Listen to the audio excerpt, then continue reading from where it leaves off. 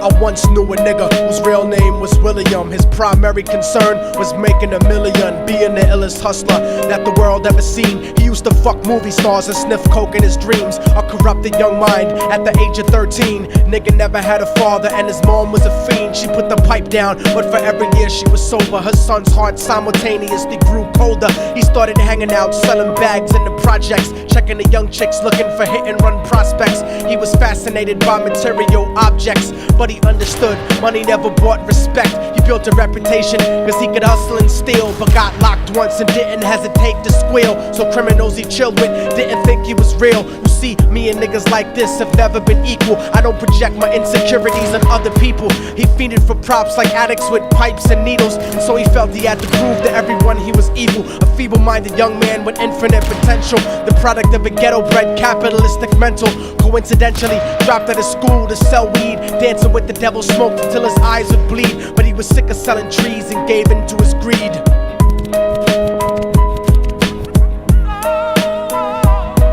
Everyone tryna be trife, never face the consequences. You probably only did a month for minor offenses. Ask a nigga doing life if he had another chance. But then again, there's always the wicked that knew in advance. Dance forever with the devil on a cold cell block. But that's what happens when you rape, murder, and sell rock.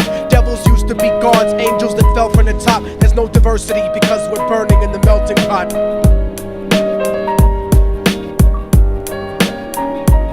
So Billy started robbing niggas, anything he could do to get his respect back in the eyes of his crew. Starting fights over little shit up on the block. Stepped up to selling mothers and brothers to crack rock. Working overtime, making money for the crack spot. Hit the jackpot and wanted to move up to cocaine. Fulfilling the Scarface fantasy stuck in his brain. Tired of the block niggas treating him the same.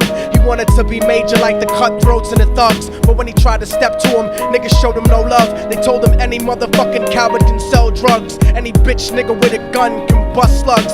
Any nigga with a red shirt can front like a blood.